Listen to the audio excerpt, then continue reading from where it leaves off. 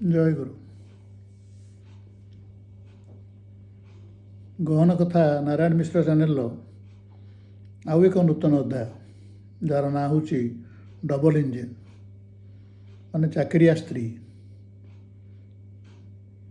ଏହି ଅଧ୍ୟାୟଟିକୁ ବିଜ୍ଞ ଶ୍ରୋତା ଆଉ ଦର୍ଶକମାନଙ୍କୁ ସ୍ୱାଗତ କରୁଛି ମୁଁ ନାରାୟଣ ମିଶ୍ର। ପତିବାବୁ କହୁଥାନ୍ତି ଆଉ ମୁଁ ଶୁଣୁଥାଏ। ପତିବାବୁ କହିଲେ, ବୁଝିଲ ଭାଇ, ସ୍ତ୍ରୀକୁ ଚାକିରିକୁ ପଠାଇ ସାରା ଜୀବନ ହୀନସ୍ତା ହେଲି। ଆହୁରି ସେ ଦଶାରୁ କିଛି ବାକି ଥିଲା ଯେ ଏବେ ସକାଳେ 2 ଘଣ୍ଟା, ସନ୍ଧ୍ୟାବେଳେ 2 ଘଣ୍ଟା ଘର ଘର ବୁଲି ଜନଗଣନା କରିବାକୁ ପଡ଼ୁଛି। ଏ ସରକାର ବି ଅଜବ। ଜାଣିଛନ୍ତି, ପ୍ରାଥମିକ ବିଦ୍ୟାଳୟରେ ଶିକ୍ଷକମାନଙ୍କ ଭିତରୁ ଶତକଡ଼ା 80 ବା 90 ହେଉଛନ୍ତି ଦିଦି, ମାନେ ମହିଳା। ତଥାପି ଏ ମୁଣ୍ଡଫଟା ଖରାରେ ବିଭିନ୍ନ ବୟସର ସ୍ତ୍ରୀ ଲୋକ ଗୁଡ଼ାକୁ ଜନଗଣନା କରିବାକୁ ବାଧ୍ୟ କରାହେଉଛି। ପ୍ରାଥମିକ ଶିକ୍ଷୟିତ୍ରୀ, ପ୍ରାଥମିକ ସ୍କୁଲରେ ଯେଉଁମାନେ ଚାକିରି କରିଛନ୍ତି, ସେ ଜାଣିଛନ୍ତି ଯେ ପ୍ରାଇଭେଟ୍ ହାଇସ୍କୁଲ ଆଉ କଲେଜରେ ଶହ ଶହ ବଳିଷ୍ଠ ଚେହେରାଧାରୀ ଯୁବକ ଅଛନ୍ତି, ଅଳ୍ପ ଦରମାରେ ଅଛନ୍ତି।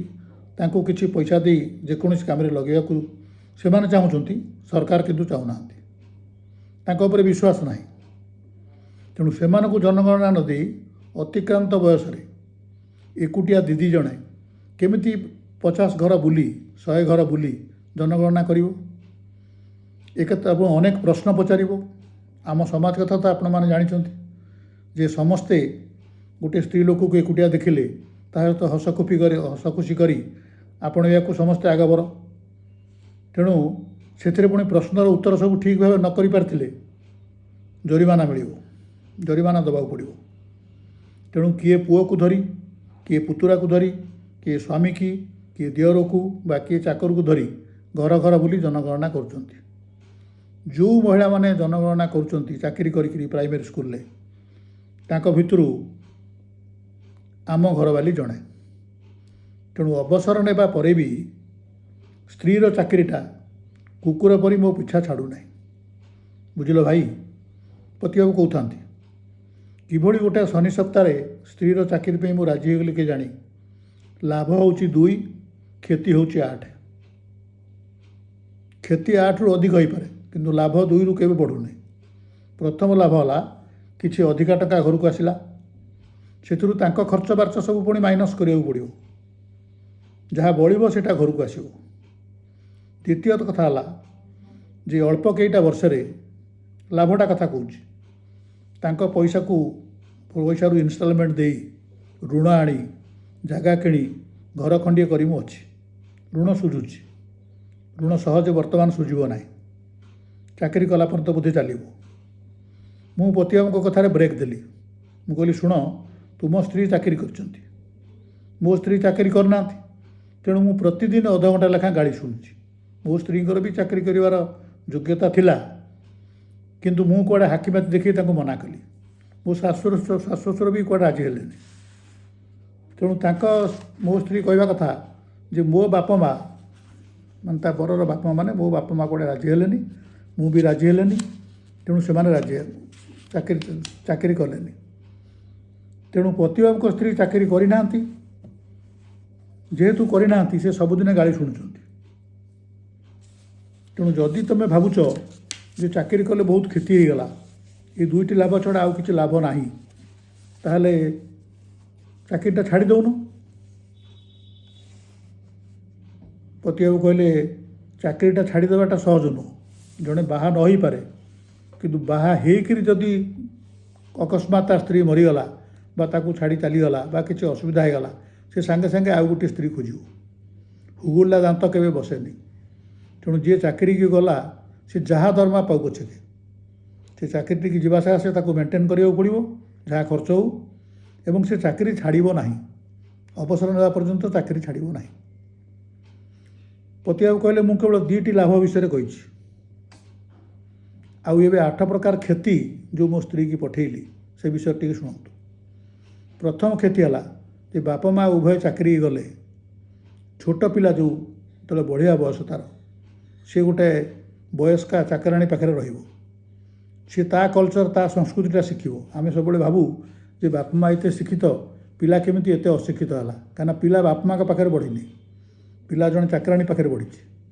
ଆଉ ସେ ଚାକରାଣୀ ତାକୁ ଯେତେ ଲୁଗାପଟା ତୁମେ ଦିଅ, ଯେତେ ପଇସା ପତ୍ର ଅଧିକା ଦିଅ ଦରମାକୁ ଛାଡ଼ିକରି, ବା ଯେଭଳି ତୁମେ ତାକୁ ସାହାଯ୍ୟ କର, ସେ ସବୁବେଳେ ଧମକଉଥିବେ ଯେ ଆମେ ଘର ଛାଡ଼ି ଚାଲିଯିବୁ, ମୋତେ ଆଉ ଏ କାମ ପୋଷଉ ନାହିଁ। ତେଣୁ ଦରମା ବଢ଼ୁଥିବ, ତା'ର ଭତ୍ତା ବଢ଼ୁଥିବ, ତାକୁ ଲୁଗାପଟା ଅନ୍ୟାନ୍ୟ ଖାଇବା ଜିନିଷ ଦେବାଟା ବଢ଼ୁଥିବ, କିନ୍ତୁ ସେ ପିଲାକୁ କିଭଳି ରଖୁଛି ଆମର ଦେଖିବାର କିଛି ବାଟ ନଥିବ।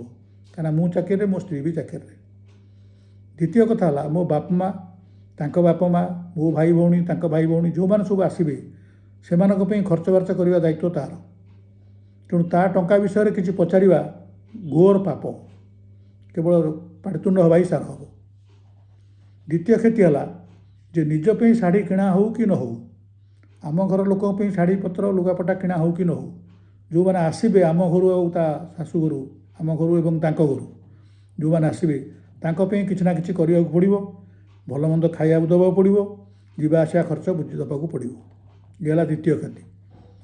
ତୃତୀୟ କ୍ଷତି ହେଲା, ସବୁଦିନ ତ ବାସନ ମଜାଳି ଆସିବେନି। ଆଡ଼େ ସ୍ତ୍ରୀ ଚାକିରିକି ଯାଉଛି, ଗେଷ୍ଟମାନେ ଚାକିରି କି ସ୍ତ୍ରୀ ଯାଇଛି କି ନ ଯାଇଛି ନ ଜାଣିକିରି ଗେଷ୍ଟ ଯେତେବେଳେ ହଣ ଯେତେବେଳେ ଆସି ପହଞ୍ଚିବେ।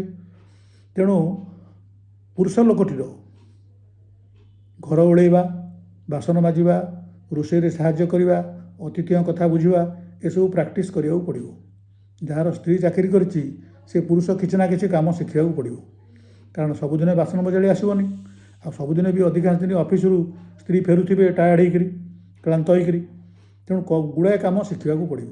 ଇଏ ହେଲା ତୃତୀୟ କ୍ଷତି। ଚତୁର୍ଥ କ୍ଷତି ହେଲା, ଯେହେତୁ ଦୁଇଟାକ ମୁଣ୍ଡ ଶିକ୍ଷିତ, ମୁଁ ପାଠ ପଢ଼ିଛି, ସେ ବି ପାଠ ପଢ଼ିଛି, ମୁଁ ଚାକିରି କରିଛି, ସେ ବି ଚାକିରି କରିଛି, ମୁଁ ରୋଜଗାର କରୁଛି, ସେ ବି ରୋଜଗାର କରୁଛି। ତେଣୁ ବାରମ୍ବାର ଯୁକ୍ତିତର୍କ ହେବାଟା ନିଶ୍ଚିତ, ଏବଂ ସେ ଯୁକ୍ତିତର୍କ କ୍ଷଣସ୍ଥାୟୀ ହେଲେ ବି ବେଳେବେଳେ ମାରାତ୍ମକ ରୂପ ବି ନେଇପାରେ। ପଞ୍ଚମ କ୍ଷତି ହେଲା ଯେ ମିସେସ୍ଙ୍କ ସହକର୍ମୀମାନେ ଯାହା ସବୁ କିଣନ୍ତି ବା କିଣିବାରେ କୃତକାର୍ଯ୍ୟ ହୁଅନ୍ତି, ସେସବୁର ଟ୍ରେଲର ବା ବେଳେବେଳେ ପୁରା ସିନେମା ପିକ୍ଚର ଆମ ଘରେ ସବୁ ପ୍ରତିଫଳିତ ହୁଏ। ହେଇଟି ଜାଣିଛ, ବେଳେବେଳେ କହିବେ ମିସେସ୍ ରଥ ଗୋଟାଏ ନୂଆ ମାରୁତି ଗାଡ଼ି କିଣିଛନ୍ତି, ମିସେସ୍ ଶତପଥୀ ଏବେ ପୁରୁଣା ଫ୍ରିଜ୍ ବଦଳେଇ ଗୋଟାଏ ନୂଆ ଫ୍ରିଜ୍, ବଡ଼ ଫ୍ରିଜ୍ କିଣିଛନ୍ତି, ମିସେସ୍ ଜେନା ତାଙ୍କ ଘରେ ଏସି ଲଗେଇଲେଣି। ଏସବୁ ଶୁଣି ଶୁଣି ଜୋକ ମୁହଁରେ ଲୁଣ ଦେଲା ପରେ ମୁଁ ଚୁପ୍ ହେଇ ବସେ। କାରଣ ସମସ୍ତେ ଯାହା 5 ଜଣ ଯାହା କିଣିଛନ୍ତି, ମୁଁ ଏକୁଟିଆ ଏସବୁ କିଣିବା ଅସମ୍ଭବ। ଆଉ ତାପରେ ଅନ୍ୟ କ୍ଷତି ହେଲା ଯେ ଅଫିସକୁ ଯେହେତୁ ଯିବା ଠିକ୍ ଟାଇମ୍ରେ ପହଞ୍ଚିବାକୁ ପଡ଼ିବ ଏବଂ ଅଫିସରୁ ଠିକ୍ ଟାଇମ୍ରେ ଫେରିବାକୁ ପଡ଼ିବ, ଘର ଦରକାର ଅଛି। ତେଣୁ ମୋତେ ତାଙ୍କୁ ନେବା ଆଣିବା ଦାୟିତ୍ୱଟା କରିବାକୁ ପଡ଼ିବ। ସେ ବାହାରିବା ପୂର୍ବରୁ ମୋତେ ସ୍କୁଟର ବାହାର କରି ଜଗିବାକୁ ପଡ଼ିବ ଏବଂ ଅଫିସରେ ଅଧଘଣ୍ଟା ଆଗରୁ ଯାଇ ଅପେକ୍ଷା କରିବାକୁ ପଡ଼ିବ। ଏଇଠି ହେଲା ମୋର ଜୀବନଯାତ୍ରା ପ୍ରଣାଳୀରେ ଗୋଟେ ପ୍ରକାର କ୍ଷତି। ଆଉ ସବୁଠୁ ବଡ଼ ଜିନିଷ ହେଉଛି ଯେ ମୋର ଧତରା ସ୍କୁଟରଟି ଅଛି, ସେଇଟାକୁ ନେଇକରି ଯେଉଁ ଅପେକ୍ଷା କରାଯାଏ, ସେ ଯେଉଁଠିକି ଯାଆନ୍ତୁ ତାଙ୍କୁ ନେବା ଆଣିବା ଦାୟିତ୍ୱରେ ଅପେକ୍ଷା କରିବା। ଖୁବ୍ କମ୍ ସ୍ତ୍ରୀ ଲୋକ ଅଛନ୍ତି ଯେଉଁମାନେ କି ନିଜେ ନିଜେ ସ୍କୁଟରରେ ଯିବା ଆସିବା କରୁଛନ୍ତି। ଆଉ 25-30 ଯେଉଁମାନେ ଚାନ୍ଦା ନେବାକୁ ଆସନ୍ତି, ଯେଉଁ ଜାଣନ୍ତି ଯେ ଡବଲ ଇଞ୍ଜିନ୍, ପୁରୁଷ ଚାକିରି ସ୍ତ୍ରୀ ଚାକିରି, ସେ ଆଉ 50-30 ଟଙ୍କା ନେବେନି।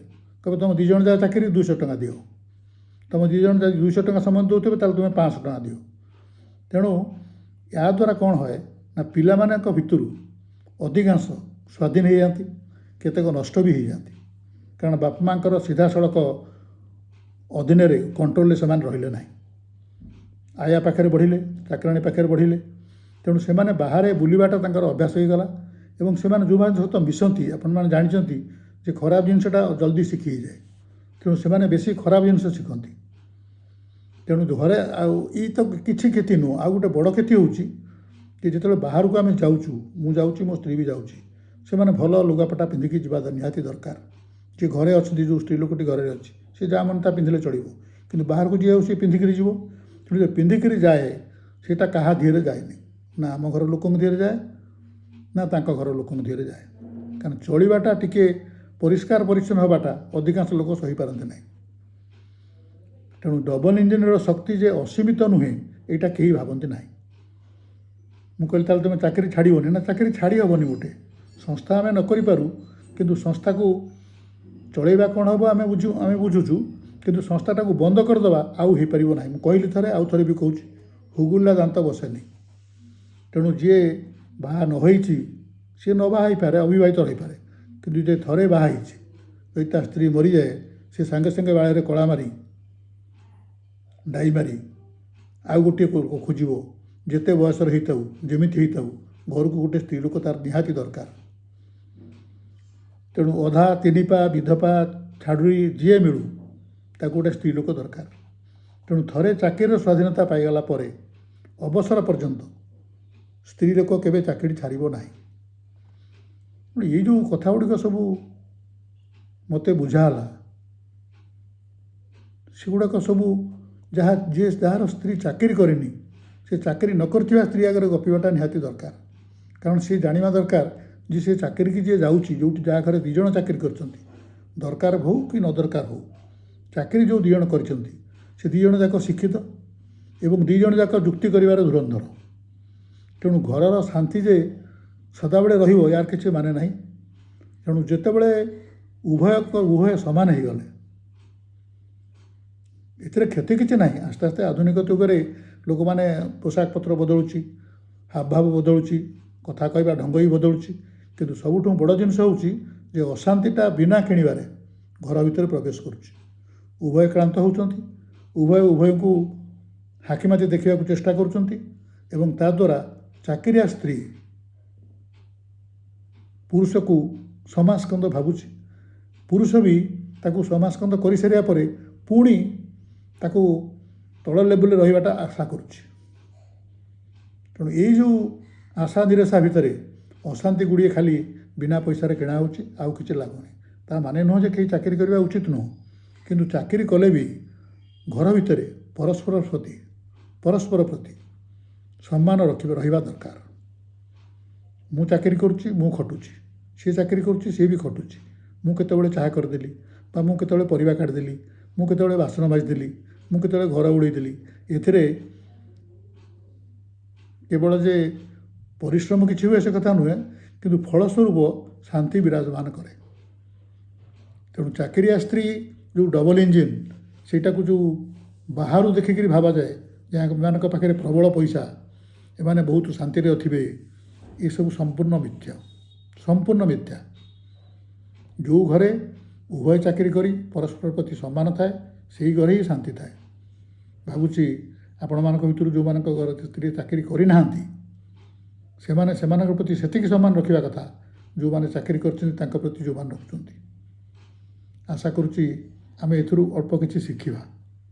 ଚାକିରି କରିବା ନିଶ୍ଚୟ, ଯଦି ଚାକିରି ମିଳେ ଚାକିରି ନିଶ୍ଚୟ କରିବା, କିନ୍ତୁ କାହାକୁ ହେୟ ଜ୍ଞାନ କରିବା ଉଚିତ ନୁହେଁ, ନା ପୁରୁଷ ସ୍ତ୍ରୀ କି ନା ସ୍ତ୍ରୀ ପୁରୁଷକୁ।